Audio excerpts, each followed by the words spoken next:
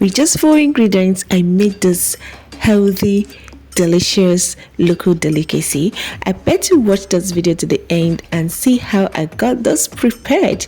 Okay, so I got my yam, which are peeled and cut them into tiny pieces. Yes, it's very important you cut it into tiny pieces.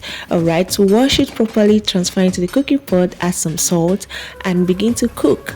So when the yam is properly cooked to how soft you want it, what I did, it's already soft here as I wanted it, so I just save it out and then put it back in the pot and cover it so that the steam will retain. I want it to remain hot. So this is Titus fish, which I seasoned with only salt.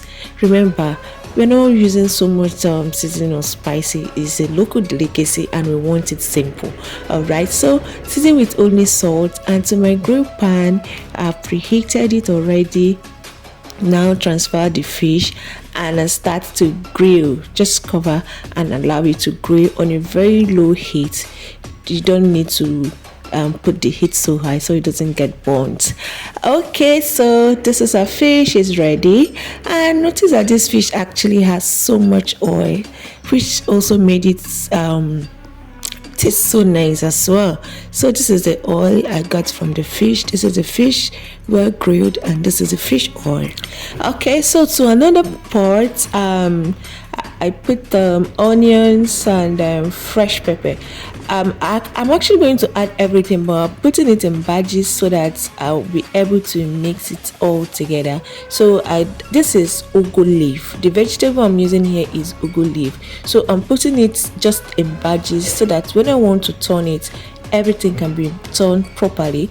And lastly, I'm adding some I just added some crayfish, then added the remaining ugu leaf, then added some salt, cover it and cook it on a very low heat. You don't want to overcook your vegetables, you still want it to be fresh. Okay, so now at this point the vegetable is already done the way I want it. See how fresh it is. That water there is from the vegetable is intentional so that the food doesn't get so dry. So now I transfer everything into the yam and add some red oil. Again, you don't want red oil to be so much so it doesn't take out the taste of the food. And again, I transfer the fish oil. This actually changed the game for this food. Trust me, it was a game changer. All right, so I've added everything. At this point, you've turned off your heat. You don't need heat again to mix it. Now you just take your time and mix it properly.